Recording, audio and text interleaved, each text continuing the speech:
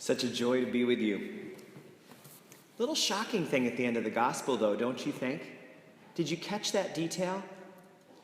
About that hour when the world will end, about that hour, no one knows, only God. The angels don't know, and then did you catch this? Jesus doesn't know. Only God the Father knows that hour. How could God know something that Jesus doesn't know?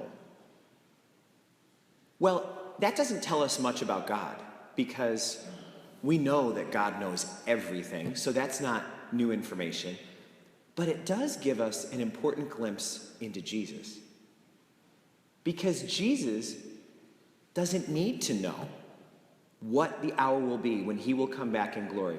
He doesn't need to know that, because he is totally open to God's will. Whenever God says, now is the time, he's ready. He wasn't the one who picked the day that he would come and be born in Bethlehem. That was part of God's plan.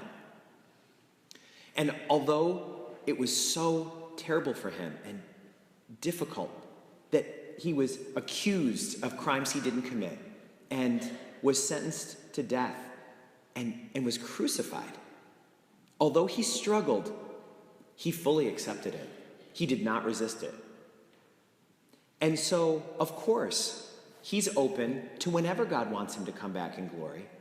He'll do whatever it is that God thinks is right. Jesus' openness is incredible. And so he turns to us, his followers, and says, can you follow my path of total acceptance of whatever happens in life?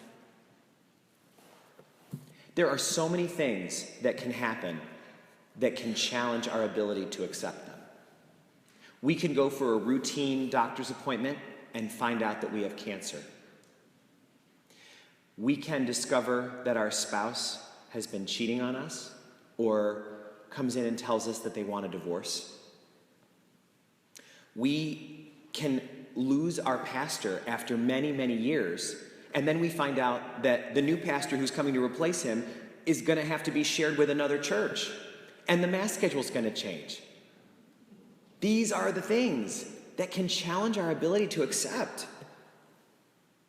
And Jesus reminds us that if we want to live like him, if we want to have all the peace that he has, if we want to not be burdened by resentment and fear about what's going to happen, we need to be totally open to whatever it is that's going to come our way. And the way we can do that is to know God can make good of this. Whatever it is, to know that God can work with it. Mother Teresa once said that we should go through our whole lives with our hands open. And if God wants to give us something, then we take it. And if God wants to take something from us, we're in the perfect position to give it. It's beautiful, but how hard it is to live that way, with hands open. Because the thing that we might receive might be wonderful. It might be a new baby. It might be our dream job. We might fall in love. But maybe what we're going to receive in our hands is a burden. Maybe there's going to be a change at work, and we're going to have a difficult boss. What are we going to have taken away? Maybe it'll be wonderful. Maybe it'll be an illness. Maybe that neighbor that drives us crazy is going to get a sudden transfer far away, and now we don't have to worry about it anymore. But what if what is taken away is a loved one? What if we lose our pastor who we loved of so many years? The goal is, no matter what, our hands are open. This week, on my second day in town, I was called to anoint a 90-year-old woman who is dying in Ravenna. And I went to her house because I'd heard that she was determined not to die until she met the new pastor. That's the truth. She's been holding on. So I said, I better go today. So I went over there. And you know how sometimes you think you're doing something for someone else and actually they're doing it for you? I went over there, and do you know why she wanted to meet the new pastor before she died? Because she wanted to help him. She wanted to comfort him. And so she had all of this wisdom to share. By the time I left, I felt like I'd been on a retreat. It was just incredible. And here's what she told me. She said, Father, only do what you can do. You know, you're not God. Just do what you can in a certain day, and then go to sleep, and then the next day do what you can. You can't do it all. She said, Father, people are going to grumble about lots of things, and they're going to be unhappy. You know what? You just got to go with it. You got to expect that. It's okay. Don't let people get you down if they're grouchy about something. It's all right.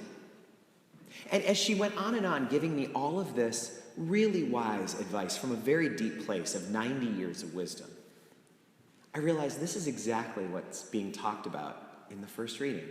During times of tribulation, those people who guide others through it, those people who have a kind word, who have wisdom to share for others, they shine like stars. Those good deeds never expire. Her words are going to help me throughout my priesthood, throughout my life.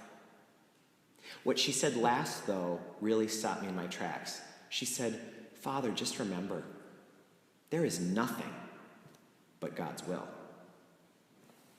There is nothing but God's will. Imagine if we believed that. There's nothing but. Whatever happens, I take it from the hand of God. If it seems good to me, great. If it seems bad to me, I just need to trust. It's from God's hand. Imagine if we lived that way. So this week, it seems like the scriptures are inviting us to take a little self-inventory. How are we doing at living with open hands? When's the last time I was really resentful over something that happened? Maybe it was a small thing. Maybe it happened behind a slow driver on the way here this morning. I don't know. But when was the last time I really let myself come unglued because of something that happened? What do I resist in my life? What am I constantly struggling against in my life? How can I remember to stay open, even when what's happening isn't what I would have wanted, or what's being taken away is something I treasured? My friend Lorraine was diagnosed 5 years ago with a very aggressive form of colon cancer, and she is a wonderful person. So we were all so sad for her. I went over to talk to her, and I said, oh, Lorraine, I'm so sorry. I'm going to pray for you. This is terrible.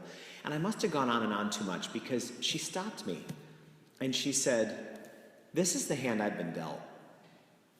I intend to play it. That's open hands. That's open hands. And I am happy to say that 5 years later, she is cancer-free and doing great.